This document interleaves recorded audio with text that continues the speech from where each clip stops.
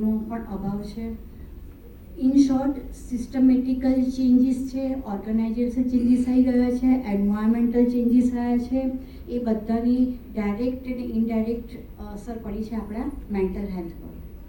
તો આપણે શરૂ કરીએ એના પહેલાં આપણે હેલ્થના ડેફિનેશનથી ચાલુ કરીશું, રાઈટ, આપણું સેશન. તો હેલ્થ એટલે શું છે?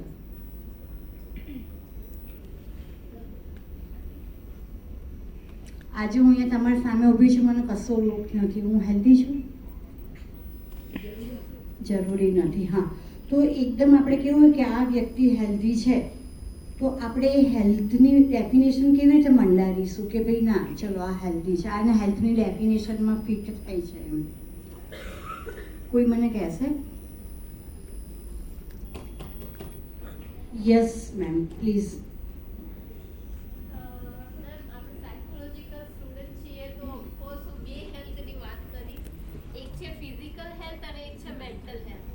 ફિઝિકલ હેલ્થમાં આપણે જોઈ શકીએ કે માણસ સ્વસ્થ છે, તંદુરસ્ત છે અને તાવ નથી, કોઈ રોગ નથી, તો આપણે એને સ્વસ્થ કહી શકીએ છીએ. બટ આપણે એ નથી ખબર કે એ મેન્ટલી હેલ્ધી છે કે નહીં, કારણ કે એના પર્સનલ ઇમોશન્સ ઉપર આવી શકે છે. તો એ ડાયગ્નોઝ કરવું થોડું અઘરું પડી જાય છે. જો સાયકોલોજી ભણ્યા હોય અને સાયકોલોજી સમજ્યા હોય, એ વ્યક્તિ સમજી શકે છે આ માનસિક રીતે સ્વસ્થ છે કે નથી. બટ ફિઝિકલ રીતે તો દરેક માણસ ઓળખી જ શકે છે કે આ છે કે નહીં સ્વસ્થ. સરસ. સાયકોલોજીના સ્ટુડન્ટને તો નહીં સમજાઈએ, હે ને? આપણી પાસે તો આખું વાસ્ટ કોમ્યુનિટી છે, બધાને સાદા શબ્દોમાં ખબર પડે તો આપણે એવું કહીએ કે તંદુરસ્તી કોને કહેવાય? તો તંદુરસ્તી એ 4 પાયા ઉપર, એના પિલર કેટલા છે? 4.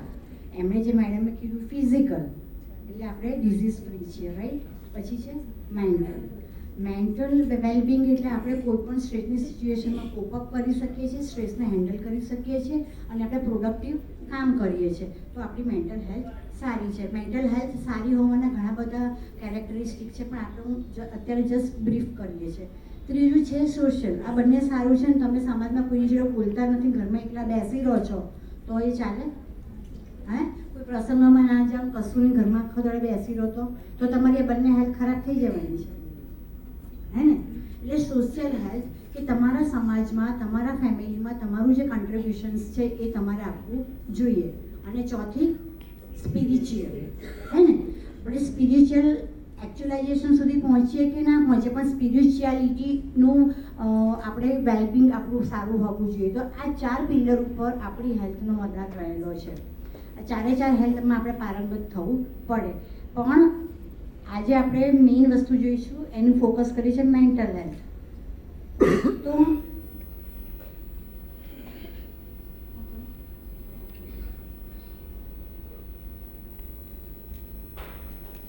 મેન્ટલ હેલ્થ શું છે? મેન્ટલ હેલ્થ દરેકની વેલબિંગની ડેફિનેશન દરેક માટે અલગ અલગ હોઈ શકે છે, પણ જનરલી આપણે જોવા જઈએ તો દરેક વ્યક્તિ એ પોતાનું પોટેન્શિયલ, પોતાની સ્ટ્રેન્થને ઓળખી શકે, પોતાની વીકનેસને ઓળખી શકે અને એ જિંદગીની અંદરના રોજના બરોજના જે સ્ટ્રેસ છે એને સારી રીતે હેન્ડલ કરી શકે.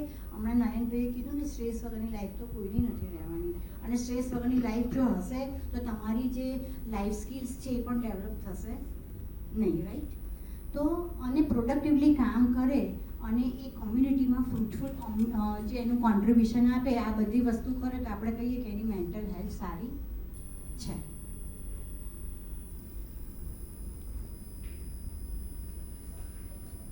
હવે મને કોઈ એ કહેશે કે વર્ક પ્લેસ પર મેન્ટલ હેલ્થને સારું રાખવાની છે, આપણે એની પ્રાયોરિટી આપવાની છે, પણ એવા કયા ફેક્ટર છે જે મેન્ટલ હેલ્થને બગાડી નાખે છે? સર તમે કહો. વર્કલોડ અને એક વર્કલોડ, બીજી વસ્તુ ઇન્ટરપર્સનલ રિલેશનશિપ, એકબીજા સાથેના વૈયક્તિક સંબંધો.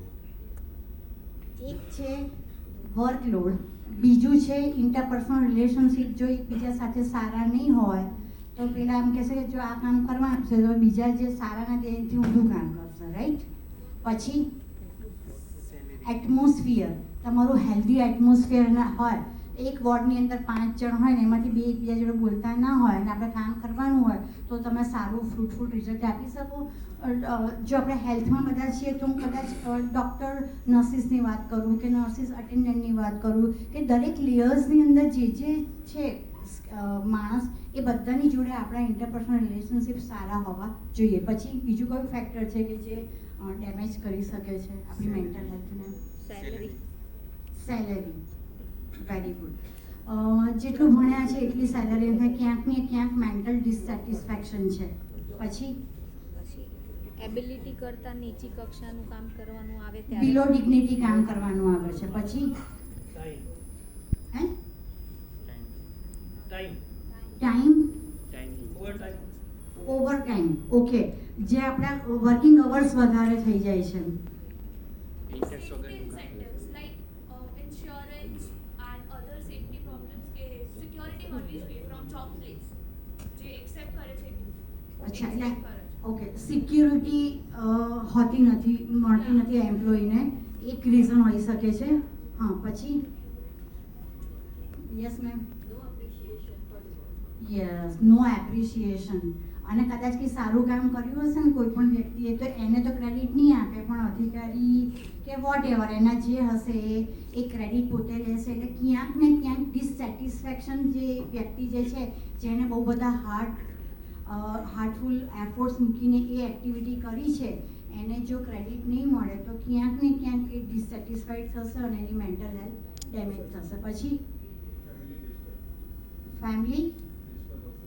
Family disturbance. અચ્છા, ઘરમાં ફેમિલી ડિસ્ટર્બન્સ એટલે એની અસર વર્કપ્લેસ પર પડે. ઓકે, પછી આગળ પેલા બેને હાથ ઊંચો કર્યો તો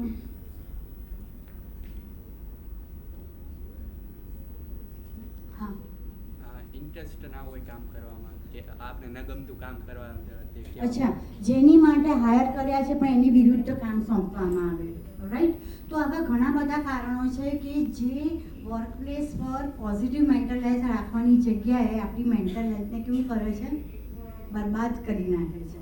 તો આપણે એની વિશે જોઈશું આજે કે work related stress is a growing problem. એટલે આમાં કેવું છે કે ઇન્ડિયામાં છે કે અમદાવાદમાં છે એવું નથી, હો, આખા ઓલ ઓવર ધ વર્લ્ડમાં છે.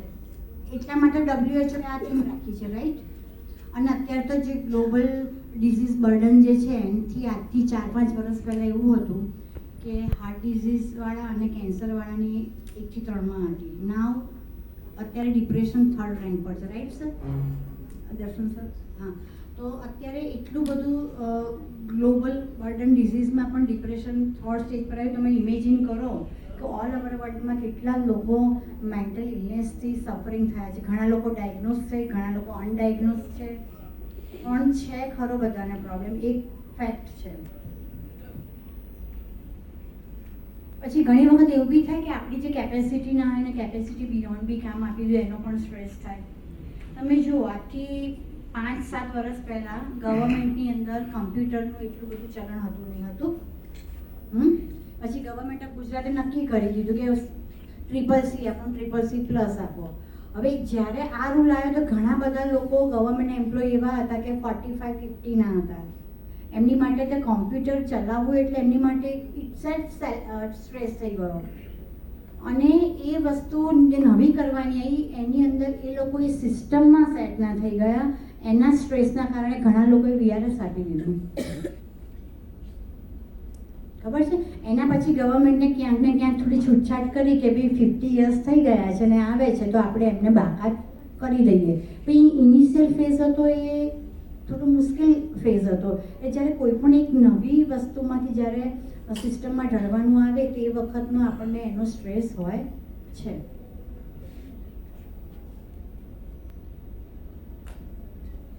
તમે જે બધાએ મને કીધું, મારામાં કંઈ નવું તો ભણાવવાનું છે નહીં, કારણ કે તમે બધા જે બોલ્યા છો એ બધી વસ્તુ ફેક્ટ છે. એની અંદર છે કોન્ફ્લિક્ટ વિથ કોવર્કર્સ થાય છે. Long working hours, heavy workload, job insecurity, boring work, inadequate working environment, lack of proper resources. જે ગવર્મેન્ટમાં કામ કરતા હશે ને એ લોકો બહુ સ્કિલ્ડ હશે. કેમ? મિનિમમ રિસોર્સિસમાં મેક્સિમમ આઉટપુટ આપવાવાળા. અમે રાઈટ? કારણ કે કોર્પોરેટમાં બધામાં તો કેવું તમને જે જોઈએ 10 ગણી વસ્તુ તમારી હાજર હોય. ગવર્મેન્ટમાં જે કામ કરે છે એને મિનિમમ રિસોર્સિસમાં એમને કામ કરવાનું છે 100%. તો સ્કિલ ડેવલપ થાય કે ના થાય? હે? પણ એનો બેક સાઈડનો પાછો સ્ટ્રેસ અલગ ચાલતો હોય, એની માટે આપણે જોઈએ કે શું કરવાનું. હા, ફિઝિકલ સિમ્ટમ્સ, મેન્ટલ હેલ્થ છે, ફિઝિકલ હેલ્થ છે, સોશિયલ હેલ્થ છે અને સ્પિરિચ્યુઅલ હેલ્થ, એ બધા એક સાથે ઇન્ટરકનેક્ટેડ છે. જો તમારી એક મેન્ટલ હેલ્થ ખરાબ થાય છે તો તમને એને ફિઝિકલ સિમ્ટમ્સ પણ ડેવલપ થવાના જ છે. કારણ કે તમારી મેન્ટલ હેલ્થ ખરાબ હશે તો તમને ટેન્શન છે એટલે તમને માથું દુખશે, તમે ખાશો નહીં બરાબર, ખાશો નહીં, તમને ઊંઘ નહીં આવે વિચારોની અંદર, તો તમને ખાશો નહીં, ઊંઘ નહીં આવે એટલે તમે શું થશે, ઊંઘ્યા ના હોય, સવારે આપણે કોઈ નામ લે તો શું કરીએ આપણે, યાર જપને યાર આખી રાત ઊંઘાઈ નથી, મગજ ના ખાતું આવે, આવા વર્ડ્સ બોલીએ છીએ. ઇરિટેબિલિટી, અગ્રેશન, તમે ખાતા નથી એટલે તમારામાં વીકનેસ આવે છે, ટાયર્ડનેસ આવે છે, આ બધા ફિઝિકલ સિમ્ટમ્સ પણ થાય છે. ઘણી વખત તો સ્ટ્રેસમાં ઘણા તમે એવું સાંભળ્યું છે, યાર ધ્રાસકો પડી ગયો, ડાયરિયા થઈ ગયા, હે ને? એટલે ગેસ્ટ્રોઇન્ટેસ્ટાઇનલ પ્રોબ્લેમ પણ થાય છે, વોમિટિંગ કોઈને ચાલુ થઈ જાય છે, કોઈને એકદમ બહુ જ એન્ઝાઇટી જો એકદમ નવું કામ આપ્યું ને આવડતું નથી, એકદમ ચિંતા થવા લાગે છે, તેના પાલ્પિટેશન થવા માંડે છે, શરીર ઠંડુ પડવા માંડે છે. આ બધી વસ્તુઓના સિમ્ટમ્સ પણ જોવા મળતા હોય છે.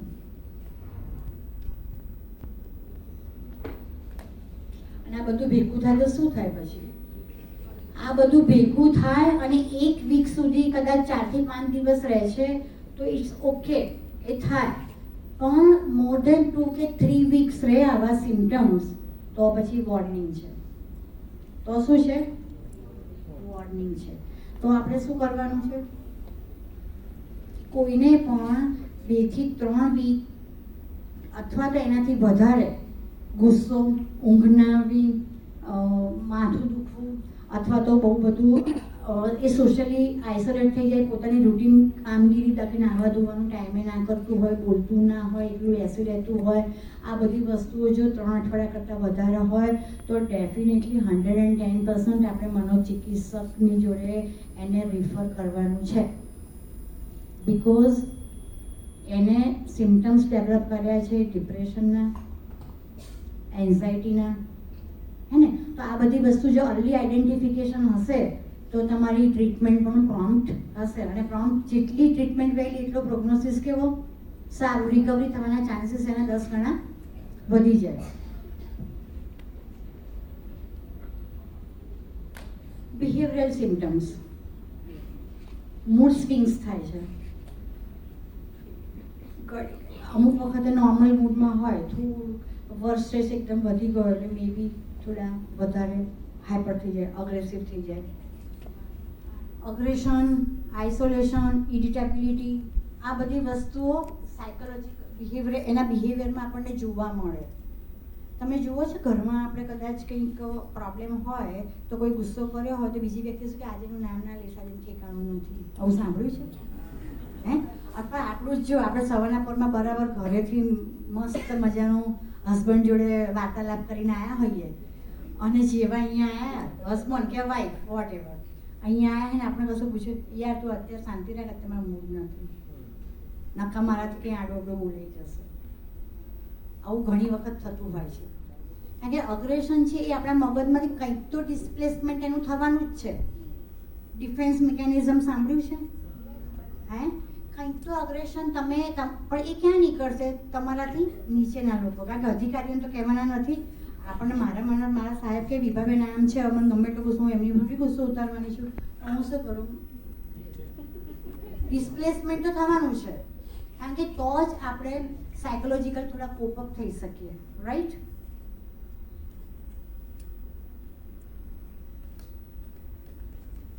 સાયકોલોજીકલ હેલ્થી વર્કફોર્સ, આ બધી વસ્તુઓ થાય છે. જો આ બધા વસ્તુના એન્વાયરમેન્ટમાં આપણે સ્ટીલ આપણું કામ ચાલુ રાખવું છે, કંઈક બદલાવ લાવીએ તો આ બધી કંઈક વસ્તુઓ છે. કારણ કે જે કામ જે છે એ રહેવાનું છે.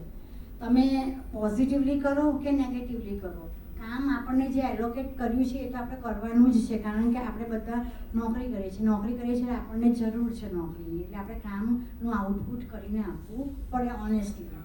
તો એને આપણે થોડા મોડિફાઈ વસ્તુ કરી શકીએ છીએ. સ્ટ્રેસ એની જગ્યાએ છે, વર્કલોડ એની જગ્યાએ છે, એનું એક્સ્ટ્રા અવર્સ એની એક જગ્યાએ છે, પણ આ બધું આપણે એક પેજ પર લઈને એવી રીતનું કંઈક આયોજન ગોઠવીએ કે જેથી આ બધામાં આપણી થોડી મેન્ટલ હેલ્થ મેન્ટેન રહે. ખાસ કરીને જે હોસ્પિટલ ફોર મેન્ટલ હેલ્થ અથવા તો જે ચેલેન્જ પીપલ સાથે ડીલ કરે છે એ લોકોનું મેન્ટલ સ્ટ્રેસ બહુ વધારે હોય છે. કારણ કે શું થાય છે ને, કારણ કે સામેવાળી વ્યક્તિ છે કે સમજી નથી શકવાની, એના બિહેવિયર, એનું અગ્રેશન એ બધું હેન્ડલ રોજબરોજની જિંદગીની અંદર કરવાનું હોય છે. અને કદાચ મને લાગે છે એટલે જ આ બધા લોકોને ગોડે મેન્ટલ સ્ટ્રેન્થ બહુ સ્ટ્રોંગ આપી છે, બાય ગોડ ગ્રેસ મળી છે. કારણ કે આવા ફિલ્ડમાં બધા લોકો કામ ના કરી શકે. એટલે જે લોકો કરે છે એની માટે એક આપણે બિગ અપ્રોચ ધ રાઉન્ડ કરી દઈએ, તાળી બધા પાડી દઈએ તો એ બધા મારી સેલ્યુટ મારા તરફથી. હવે હેલ્ધી વર્કફોર્સ શું છે? અચ્છા, આને આપણે રહેવા દઈએ. પહેલાં આપણે એ વિચારીએ કે મેં તમને જે કીધું કે આપણે એને સારું ઇઝી બનાવી શકીએ છીએ, તો શું શું કરી શકાય કે જેનાથી આપણો વર્ક આગળને સ્ટ્રેસ થોડો ઓછો થાય ને આપણે આપણી મેન્ટલ હેલ્થ સ્પોઇલ ના થાય, સારી રહે, મેન્ટેન રહે. તો એવા કયા કયા પગલાં લેવા જોઈશે?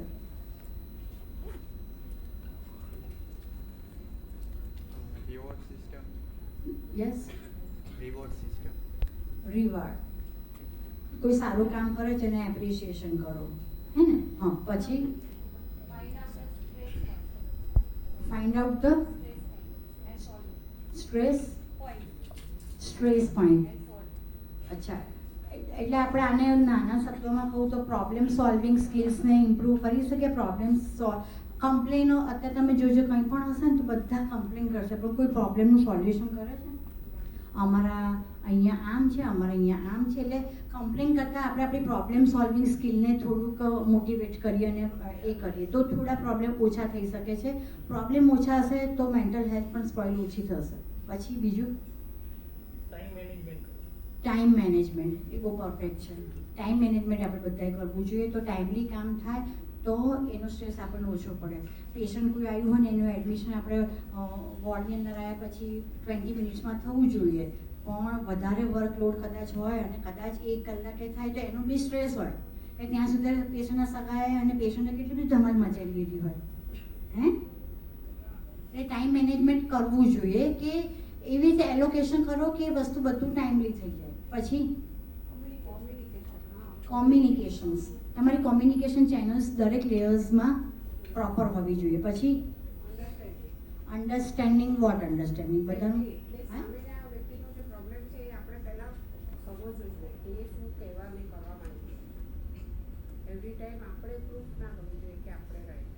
અન્ડરસ્ટેન્ડિંગની ફિલિંગ્સ રાખવી જોઈએ વસ્તુને સમજવા માટે. હા, સરસ, ગુડ ટીમ વર્ક. પછી હે બાપા, ફ્રી ટાઈમમાં તમે તમારી પેશનને પરસ્યુ કરી શકો છો. એ બધી વસ્તુ પણ ક્યાંક ને ક્યાંક તમારી મેન્ટલ હેલ્થના રિલેક્સેશનમાં કામમાં આવે છે. તો આપણે અહીંયા જોઈએ વન બાય વન કે એક તો સાયકોલોજીકલી હેલ્ધી વર્કફોર્સ હોવી જોઈએ અને એની અંદર it involves the creating inclusive culture, promoting open communication, addressing both physical and the psychological aspect of the employee well-being. આમાં દરેક વ્યક્તિ આપણી જેટલા એક્રોસ થવા છે બધાના કલ્ચર અલગ હોવાના છે, રાઈટ? ક્રિશ્ચન છે ને આપણો તો ઇન્ડિયા શું છે, મલ્ટી સેક્યુલર કન્ટ્રી છે, રાઈટ? તો દરેકના રિલિજિયસને કલ્ચરને રિસ્પેક્ટ કરવાનું છે.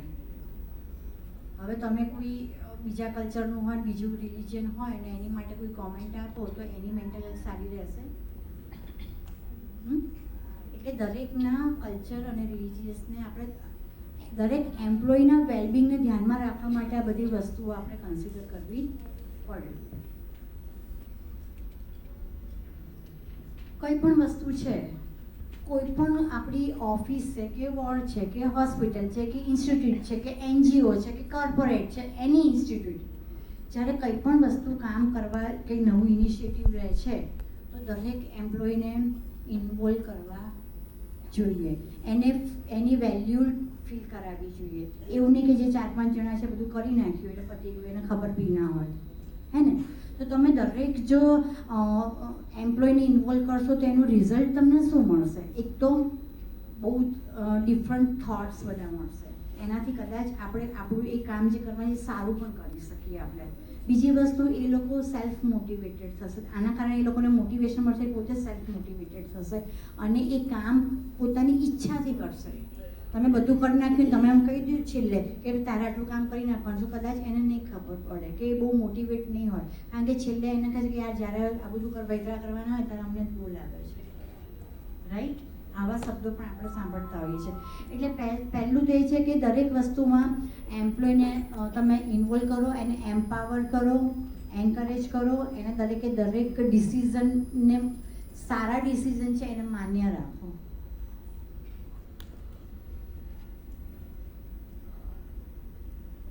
આ તો બધા માટે બહુ મુશ્કેલ છે, મારી માટે મુશ્કેલ છે, તમારા લોકો માટે છે, બધા માટે જ છે, હે ને? કારણ કે આપણે હમણાં જ વાત કરી કે 8 થી 10 કલાક આપણે તો વર્ક પ્લેસ પર હોઈએ છીએ. હવે 8 થી 10 સવારે આવીએ ત્યારે છોકરા ઊંઘતા હોય અને રાત્રે આવે ત્યારે ઊંઘવાની તૈયારી કરતા હોય, હે ને? ફિમેલ છે તો એના બાળકને, એના હસબન્ડ અને એના ફેમિલી મેમ્બરને ટાઈમ બરાબર જેટલો આપવો જોઈએ તો નથી આપી શકતી, અને મેલ છે સેમ વસ્તુ, બંને સફર થાય છે. પણ આપણે જે જોબ કરીએ છીએ એ બધી વસ્તુઓમાંથી આપણે એવું તો નહીં થાય ને કે રોજ રોજ વહેલા જતા રહીએ ઘરે? પોસિબલ છે? કારણ કે એ વસ્તુ જિંદગીમાં ક્યારે પોસિબલ નહીં થાય. એની માટે જરૂર શેની પડશે? જે સવારે આપણને સરે કીધું હતું, જનસારી સર, રાઈટ? કે તમારું ટ્રેડિશનલ કલ્ચર બને ત્યાં સુધી એને ફોલો કરવાનો પ્રયત્ન કરવો જોઈએ. અત્યારે તો બધા યંગસ્ટર છે, મેરેજ થાય એટલે બધાને કેવું રહેવું હોય? અલગ, બરાબર છે? અને મા બાપને ક્યાં મૂકવા હોય છે? એ કલ્ચરમાંથી યંગસ્ટરે બહાર આવવાની જરૂર છે, બરાબર? આ બધી લેડીઝે ગમે તે લગ્ન કરીને સાસરે તો જશે ને. એ દરેકે આ બધી વસ્તુ સમજવાની જરૂર છે, આપણા જૂના કલ્ચરને યાદ કરવાની જરૂર છે. અને જ્યારે આપણે જોબ પર હોઈએ છીએ ત્યારે બની શકે તો આપણે જ્યારે લંચ ટાઈમ હોય ને ત્યારે 1-2 વખત ફેમિલી મેમ્બર સાથે આપણે વાત પણ કરી શકીએ છીએ. પછી એવું ના હોય કે આઈને 5-5 મિનિટ ઘરે ફોન કર્યો, બેટા ખાધું, સ્કૂલે ગયો, દફતર ભર્યું, આમ કર્યું, બા શું કરે છે, પપ્પા શું કરે છે, તમે ખાધું, આટલા બધા ફોન નથી કરવાના પછી. હા, કારણ કે આ બધું કરવા રહેશો તમારું ટાઈમ મેનેજમેન્ટ નહીં થાય, ટાઈમ મેનેજમેન્ટ તો તમારું કામ નહીં થાય, કામ નહીં પતે તમારે છૂટવાનો ટાઈમ થઈ જશે, પાછા વળી સ્ટ્રેસ ઘરેથી આવશે કે હજુ છૂટી છે, હજુ ઘર નથી પહોંચી. તમે સમજ્યા? એટલા માટે સરકાર આ વસ્તુને બેલેન્સ કરવા માટે બહુ બધી રજાઓ આપે છે, ખબર છે? એ રજાનો સદુપયોગ કરવાનો રિલેક્સેશન માટે. રજામાં કામ હોય તો શું કરવાનું? રજામાં કામ હોય એમાંથી આનંદ મેળવવાનો કે જો હું કેટલો નસીબદાર છું કે રજાના દિવસે પણ હું કામ કરું છું, મારા જેવો નસીબદાર કોઈ નથી. કેવી રીતના આવે? કારણ કે ગોડે મને એટલી એબિલિટી આપી છે, મને એટલો એબલ બનાવ્યો છે કે હું આજે રજાના દિવસે પણ કામ કરવાની મારી કેપેસિટીને એક્સપ્લોર કરું છું. પોઝિટિવ થિંકિંગ, કશું હાથમાં નથી તો તમે પોઝિટિવ એટીટ્યુડ તો રાખી જ શકો છો. એ આપણા હાથની વાત છે. આપણે દુનિયાના બેસ્ટ લોકો છીએ, આપણને ભગવાનની દયાથી બહુ જ કામ મળ્યું છે, આપણે એબલ છીએ, કેપેબલ છે, એટલે આપણને કામ મળ્યું છે એ આપણે હસતા મોએ સારી રીતે કરવાનું છે. છેલ્લું વસ્તુ તો આ જ છે, હે ને? મેં હમણાં શું કીધું, કોઈ કમ્પ્લેન નથી કરવાની, સોલ્યુશન લાવવાનું છે, રાઈટ? ત્રીજું છે એમ્પ્લોય ગ્રોથ એન્ડ ડેવલપમેન્ટ. જ્યાં જોબ કરે છે એ એમ્પ્લોયને પણ ઇન સર્વિસ એજ્યુકેશન છે કે એના રિલેટેડ ટ્રેનિંગ આપો, એજ્યુકેટ કરો, એના ગ્રોથ અને ડેવલપમેન્ટ, એના કરિયર ઉપર પણ આપણે એટલું ફોકસ કરવું જોઈએ. પછી એકની એક જગ્યાએ રાખો તો એ બી કંટાળી જશે કે સારું કશું અપડેશન નથી. કંઈ અપડેશન કરાવો અને એવું તમે આયોજન ગોઠવો કે જે ટ્રેનિંગ લઈને આવ્યા છે અથવા તમે જેને ટીઓટી બનાવ્યા છે એ બીજા તમારા એમ્પ્લોયને તૈયાર કરે એવું આયોજન ગોઠવો અને સુપરવિઝન રાખો. કારણ કે હજી તમે બધું સોંપી દેશો ને કશું જ નહીં જુઓ એને એમ થશે આ કોઈ જોવાવાળું તો છે નહીં. એટલે થોડું સુપરવિઝન હોય તો એને થોડું મોટિવેશન પણ મળશે. એટલે એના ગ્રોથ અને ડેવલપમેન્ટનું પણ ધ્યાન રાખવાનું છે. હેલ્થ અને સેફટી, જે એન્વાયરમેન્ટલ હેઝાર્ડ્સ છે, જે ઓક્યુપેશનલ હેઝાર્ડ્સ છે, જે એ દરેકે એ ઇન્સ્ટિટ્યૂટ લેવલ એની એસઓપી બનાવી દેવી જોઈએ. અને હેલ્થની વાત છે તો ઇન્સ્ટિટ્યૂટ એવું કરી શકે છે કે એવરી 3 months કે એવું હેલ્થ ચેકઅપ કેમ્પ કરી શકે છે એ લોકો માટે. ગવર્મેન્ટમાં તો મેન્ડેટરી થઈ ગયું છે અત્યારે, પણ બીજા લોકો પણ એમને એવું કરી શકે છે. અને કંઈ પણ તકલીફ હોય, એમને એવું લાગે કે હેલ્થ રિલેટેડ કંઈ વિઝિબલ છે તો એ કોર્પોરેટ છે વોટ એવર જે છે એને એની મેડિકલ લીવ માટેની વ્યવસ્થા ગોઠવવાની હોય છે. ગવર્મેન્ટની તો અંદર એવું છે કે મેડિકલ લીવ બી મળે છે, પછી એનું શું કહેવાય એડમિશન માટેની પણ ફેસિલિટી ફ્રી છે. અને જ્યારે એનો કોઈ એવા ટર્મિનલ ડિઝીઝ માટેના કોઈ ડિઝીઝ થયા હોય તો એને એની સ્પેશિયલ લીવ પણ મળતી હોય છે. તો એવી જ કોઈ પોલિસી એ પ્રાઇવેટવાળા પણ બનાવી શકે, એટલે એને એની હેલ્થને સિક્યોર્ડ કરો. બની શકે તો એક દિવસ એવો રાખો કે જે લંચમાં બધા હેલ્ધી ફૂડ લઈશ. હવે હેલ્ધી ફૂડ ડે બી રાખી શકો છો તમે લોકો. વીકના 7 દિવસ છે, એમાંથી રવિવારને શનિવારને કાઢી નાખો, 5 દિવસ તો તમારી પાસે છે, તો તમે એક એવું આયોજન પણ સ્ટાફવાળા કરી શકો છો, હે ને. હમણાં જે ભાઈએ કીધું કે સ્ટાફને એપ્રિશિએશન કરવું જોઈએ, એને રેકગ્નિશન કરવું જોઈએ. કોઈએ સારું કામ કર્યું છે તો કે ના આપણે એને કહો ભાઈ તે આ સારું જ કર્યું છે, બહુ સારું કર્યું છે, તું તારા લીધે આટલા સારા કામથી આટલા ચેન્જીસ આવ્યા, એને તમે નોટિસ કરીને એને કહો. જો તમે એટલું એને કહો છો તો એને એનું એક સાયકોલોજીકલ એની હેલ્થ બી સારી થાય છે, એ પોતે મોટિવેટ બી થાય છે, અને બીજા કામ માટે એ એટલું રેડી પણ થાય છે. એને રેકગ્નિશન આપો તો આ વસ્તુ છે ને આપણને. અહીંયા બેઠા છે એમાંથી કઈ વ્યક્તિ એવી છે કે જેને એવું નથી ગમતું કે એને સારું કામ કર્યું છે અને કોઈ એને કીધું નહીં? ગમે છે બધાને? કોઈ સારું કામ કરે તો તમને કહે ગમે કે આ બેન તમે બહુ સારું કામ કર્યું? ગમે બધાને? હા, પણ કોઈ કહે છે? નથી કહેતું, હે ને? તો આ સિસ્ટમને ડેવલપ કરવાની છે આપણે કે એમ્પ્લોયને રેકગ્નિશન આપો. એણે જે કામ કર્યું છે એની ક્રેડિટ એને આપી દો, તમે લેવાની કોશિશ ના કરો. એકબીજાના ટાંટિયા ખેંચવાની વાતો નહીં કરવાની. એને એવોર્ડ આપો. એને જો ગવર્મેન્ટમાં તો અમે કોઈ સ્પેશિયલ ઇન્ક્રીમેન્ટ ના આપી શકીએ, કારણ કે એ તો જેમ છે એમ, પણ પ્રાઇવેટમાં જે બહુ સારું કામ કરે છે તો તમે એને પ્રમોશન કરી શકો છો, એને સેલરી ઇન્ક્રીમેન્ટ કરી શકો છો, એને બહાર ફરવા જવા માટે 2 nights 3 daysની કંઈક કૂપન આપી શકો છો, હે ને. એ બધી વ્યવસ્થા એમાં ગોઠવાય, ગવર્મેન્ટમાં ગોઠવાય નહીં. એટલે આવું બધું કરી શકાય છે. આવું કરી શકાય જોબ પર? હા કે ના? આપણે એટલા પણ બિઝી નથી હોતા કે આપણે ડીપ બ્રીથિંગ ના કરી શકીએ, હે? સાચી વાત છે. એટલીસ્ટ તમે બહુ સ્ટ્રેસ આ તમે કંટાળી ગયા યાર બહુ જ, તો તમે બેસીને 5 ડીપ બ્રીથિંગ કરીને તમારા બ્રેનને ઓક્સિજનેટેડ કરી શકો છો. લંચ બ્રેક મિનિમમ 30 મિનિટ ને મેક્સિમમ 45 મિનિટ્સનો હોય છે ગવર્મેન્ટમાં. તો 30 મિનિટમાં તો આપણે ખાવાનું 30 મિનિટમાં ખા કરીએ, હે? ખાવાનું તો 5 મિનિટ તો બહુ થઈ ગયા. કોઈ કરીએ 30 મિનિટ તો ખા કોણ કરે? તો 5-10 મિનિટ એક કરીને અને 5-10 મિનિટ તમે થોડુંક ચાલવાનું બી કરી શકો છો, કે વોટ એવર તમારે વિડીયો જોવા હોય કે વોટ એવર તમારે જે બીજી કામના સિવાયની વસ્તુ પણ તમે કરી શકો તમારા બ્રેક ટાઈમમાં. જે મેં હમણાં કીધું તમે ઘરમાં કોલ કરી શકો છો ને આ બધું એ બધું કરી શકીએ આપણે. એટલે તમે એ તમારું રિસેસનો ટાઈમ ફ્રૂટફુલ વેમાં યુટિલાઇઝ કરો, અને ના હોય તો એનું એક સારું પ્લાનિંગ બી બની લો. એટલે માઇન્ડફુલનેસ એક્ટિવિટી તો મેડિટેશન કરવા માટે 10 મિનિટની અંદર આપણે ના કરી શકીએ. બહુ જ સ્ટ્રેસ હોય અથવા એવું લાગે કે મારે મેન્ટલ વેલબિંગ બહુ સારું રાખવું છે તો આપણે આ ના કરી શકીએ? કરી શકીએ.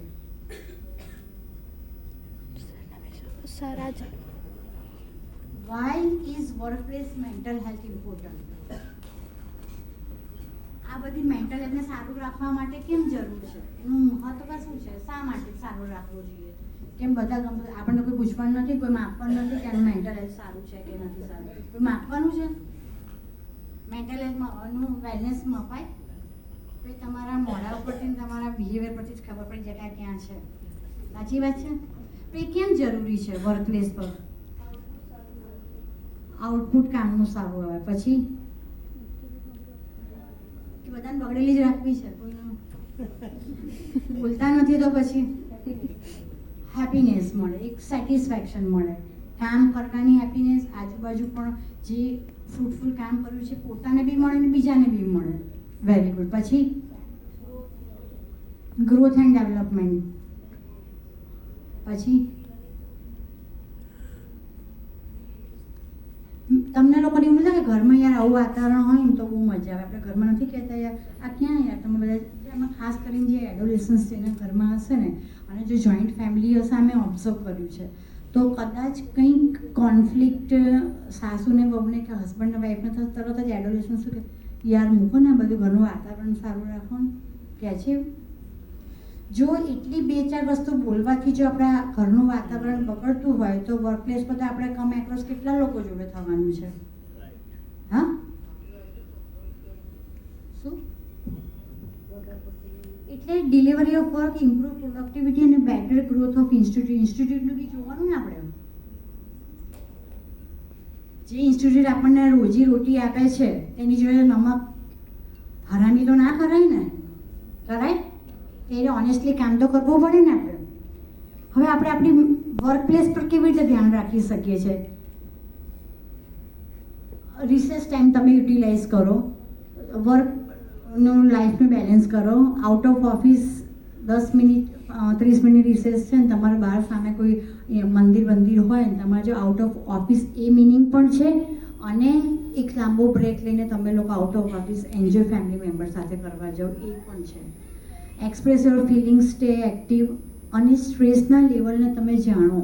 તમારું જો વધારે સ્ટ્રેસ થતો હોય, લો તો દરેકને રહે, લોથી મોડરેટ રહે, પણ જ્યારે હાઈ લેવલ પર જતો રહે તો તમે એની માટે કંઈક વિચારો અને તમે સારા કાઉન્સલર્સ અથવા તો મનોચિકિત્સકને બતાવવાનું છે. જો એ કન્ટિન્યુઅસલી રહે તો સ્ટ્રેસ લેવલ તમે મેનેજ ના કરી શકો તો. અને લાઈફની અંદર હંમેશા રિયાલિસ્ટિક ગોલ સેટ કરવાના.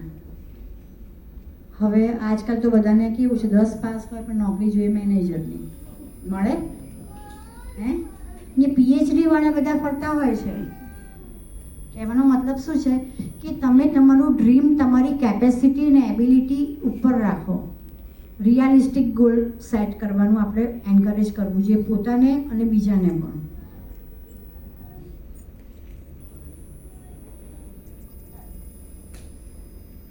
આટલી વસ્તુ આપણે ડેવલપ કરવી છે. સ્ટ્રેસનું ઊંધું શું થાય? ડેઝર્ટ તો બધાને ભાવે ને, ખાઈ જવાનું, ગળી જવાનું, હે ને? પછી સ્ટ્રેસને વિંગ્સ આપી દેવાની એટલે ઉડી જાય. એટલે બે વસ્તુ કરવાની, ડેઝર્ટ તરીકે ગણી લેવાનું અને વિંગ્સ તો આપણી જોડે જ રાખવાની 24 કલાક 365 દિવસ.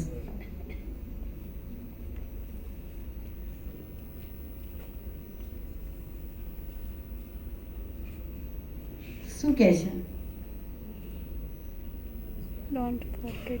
આટલું કમસે કમ આજના દિવસમાં ખાલી આટલું ઘરે લઈને આમાંથી બે વસ્તુ પણ ઇમ્પ્લિમેન્ટ થઈ જશે ને તો આપણા બધાની મેન્ટલ હેલ્થમાં 60 to 70% ઇમ્પ્રુવમેન્ટ આવશે. 100% તો નથી કે 100% કોઈ મેન્ટલી હેલ્ધી છે નહીં. તો એમાં હું એવું કહેવા માગું છું, હંમેશા આપણી પોતાની પણ જે એસેટ્સ છે આપણી પાસે, જે આપણી સ્ટ્રેન્થ છે એને કાયમ માટે હાઇલાઇટ કરો. સેમ વસ્તુ બીજા માટે પણ, આપણે બીજાની પણ એ કરવી જોઈએ. કોઈને ક્રિટિસાઇઝ કરવાનો આપણને ભગવાને અધિકાર આપ્યો નથી, પણ આપણે શું કરીએ છીએ, સામેવાળાને 90 લક્ષણ સારા અને એક હોય ને આપણે એને જ ટ્રિગર કર્યા કરીએ.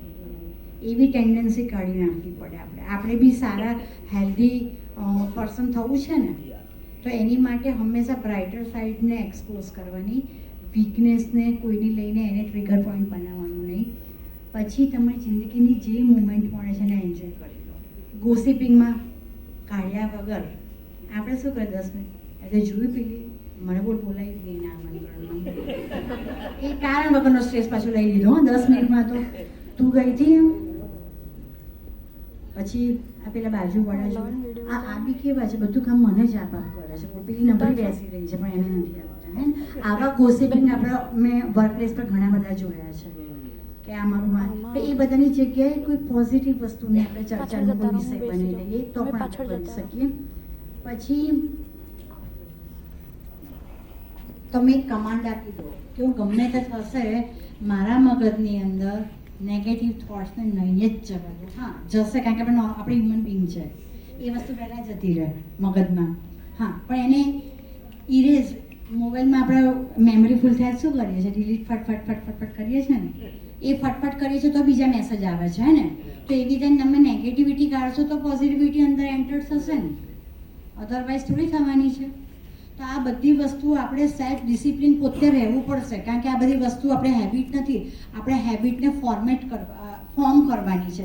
ફોર્મ કરવી કોન્શિયસલી કરવાની છે, એટલે એ વસ્તુને આપણે આદત પાડવી પડે, એમાં સેલ્ફ ડિસિપ્લિન રહેવું પડે.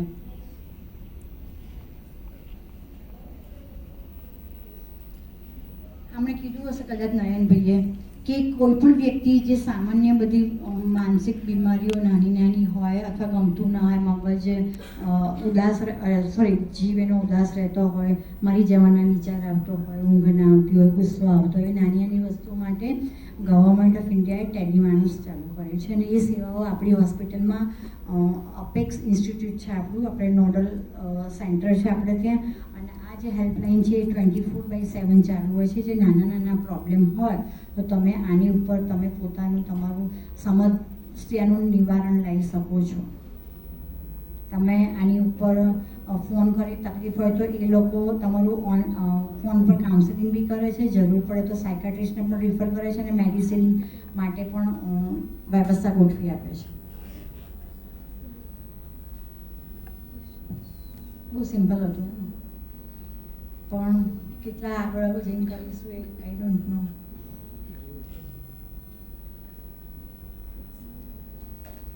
હંમેશા પેલું કહે છે ને, મગજ છટકે એટલે કશું કોઈના સગા નહીં. એટલે આપણે સૌથી વધારે શું સાચવવાનું? તો તમારો પગ તૂટી ગયો હશે ને, તમે ક્રેચિસ થઈને હશે એમ્પ્યુટેડ પેલું આપણે શું કહેવાય આ પગ નખાઈને બી ચાલી શકશો હે ને. કંઈ રોગ થયો છે તો પણ તમે એમાં સર્વાઈવ થશો. પણ જ્યારે તમારું આ જ નહીં હોય તો તમારી જિંદગીની અંદર સર્વાઈવલના ચાન્સ, કારણ કે તમે બહુ ડિપેન્ડન્ટ થઈ જશો હે ને. કારણ કે આપણે જે લોકોને વાણી વ્યવહાર ને વર્તન ત્રણ વસ્તુમાં ડિસ્ટર્બન્સ આવે તો પછી મતલબ શું છે લાઈફનો? એટલે અત્યારે કહે છે WHO વાળા, જાગો, ઉઠો અને પ્રાયોરિટી આપો. હવે અત્યાર સુધી કશું કર્યું નહીં પણ અત્યારે તો આપો એમ હે ને. તો આપણે બધા સંકલ્પ કરીએ કે આપણે સારું વિચારીશું અને આપણને બહુ જ કામ હોય તો આપણે એવું પણ વિચારીશું સર આપણે એવું પણ વિચારીશું કે ભાઈ હું બહુ બ્લેસ્ડ છું અને મારામાં એટલી બધી એબિલિટી છે અને મારી કેપેસિટી એટલી છે કે મને ભગવાન બધા દ્વારા મને કામ અપાવે છે. આમાં તમારું સ્કિલ ડેવલપમેન્ટ જ થવાનું છે અલ્ટિમેટલી. બધા પાસે કામ નથી હોતું, તમે જોયું? નવરા પડતા ગોસિપિંગ કરવાના ટાઈમ મળે છે. જ્યારે આપણી પાસે કમસે કમ કામ કરીને ગોસિપ, નેગેટિવ થોટ્સ તો નથી જતા ને મગજમાં, તે આપણી મેન્ટલ હેલ્થ સારી જ રહેવાની છે. એટલે ક્યારેય આપણે કોઈ ફરિયાદ નહીં કરીએ કોઈને, પોતાની જાત સાથે જ કનેક્ટેડ રહીશું. So thank you very much for listening me.